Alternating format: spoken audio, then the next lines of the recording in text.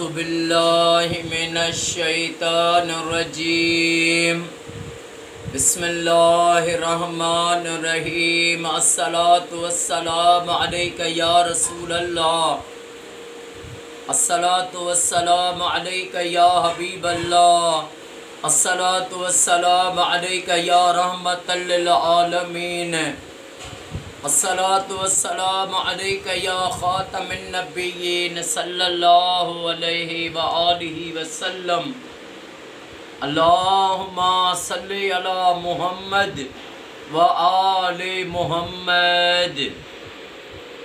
جو بھی میرا بھائی میری بہن میری اس ویڈیو کو دیکھے، اللہ پاک امام سجاد امام زین العابدین علیہ السلام کے صدقے اس کی تمام پریشانیاں دور فرمائے اور اس کی ساری فیملی کو سدا شاد و آباد فرمائے۔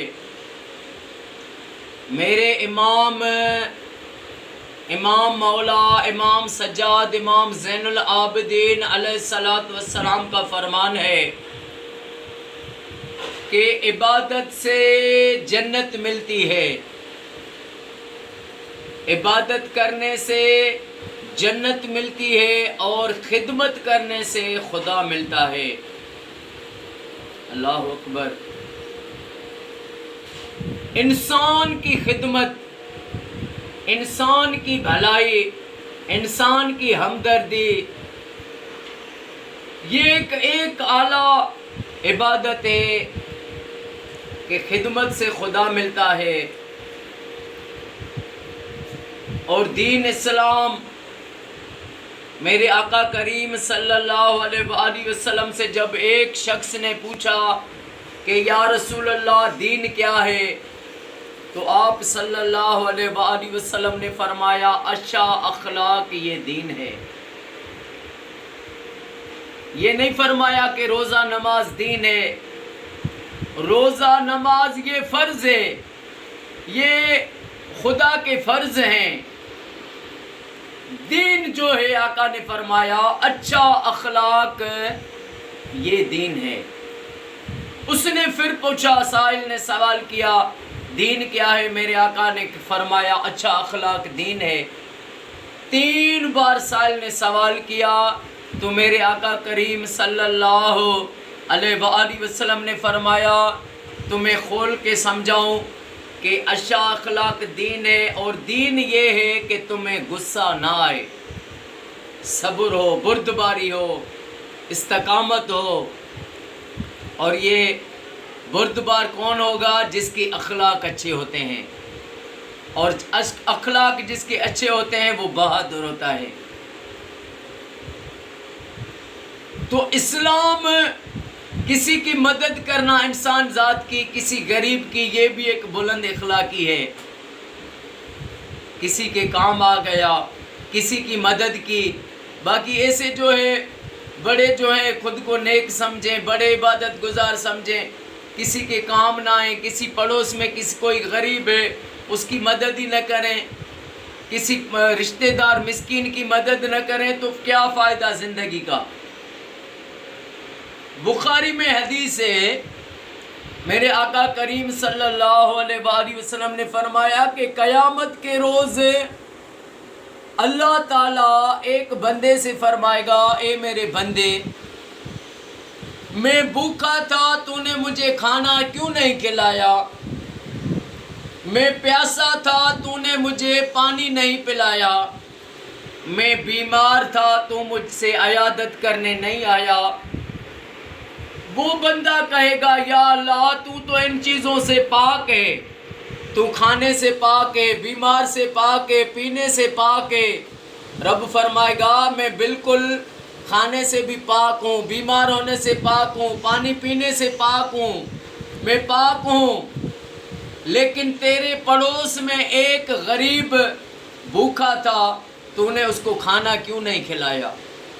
اگر تو اسے کھانا کھلاتا تو مجھے رب کی رضا تجھے مل جاتی۔ ایک پیاسا تیرے پاس آیا، تو نے اس کو پانی نہیں پلایا، اگر تو اس کو پانی پلاتا تو تجھے میں رب مل جاتا۔ اور ایک تیرے پڑوس میں غریب شخص بیمار تھا، تو نے اس کی عیادت نہیں کی، اگر تو عیادت اس کی کرتا تو میں رب تجھ سے راضی ہو جاتا۔ تو کتنی بڑی بات ہے، پھر بھی انسان اگر نہ سمجھے، پھر بھی وہی ضدیت ہے، وہی بحث ہے، ضد اور بحث وہ لوگ کرتے ہیں جو جاہل ہوتے ہیں، گمراہ ہوتے ہیں، ان کے پاس ضد ہوتی ہے، بحث ہوتا ہے، بس عمل کچھ نہیں، صرف ضد کرنا، بحث کرنا، اور پھر ان کو ضد اور بحث کرنے والوں کو سوائے پریشانی اور ذلت کے کچھ بھی نہیں ملتا ہے۔ ہمیں اسلام، میرے آقا کریم صلی اللہ علیہ وآلہ وسلم نے اپنی امت کے ساتھ پوری انسان ذات کی رہنمائی کی ہے۔ میرے نبی نے God has sent many prophet for the proper guidance of mankind، پوری جو انسان ذات کی ہے رہنمائی کی ہے میرے نبی صلی اللہ علیہ وآلہ وسلم نے۔ ہمارے آقا آخری نبی حضرت محمد مصطفیٰ صلی اللہ علیہ وآلہ وسلم نے پوری انسان ذات کی رہنمائی کی ہے۔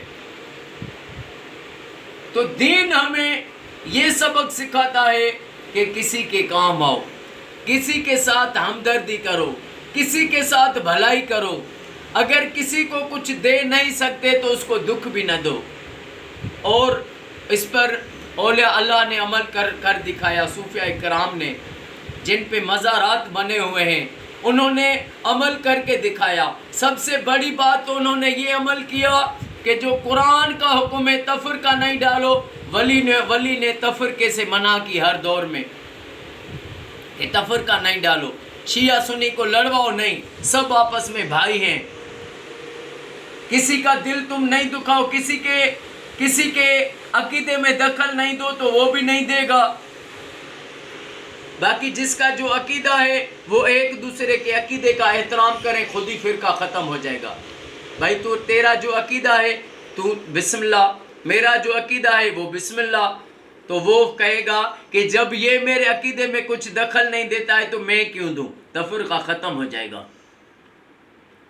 تو اولیاء اللہ نے تفرقے سے بھی روکا اور انہوں نے انسان ذات کی ہمدردی کا درس بھی دیا اور ہمدردی کر کے بھی دکھائی۔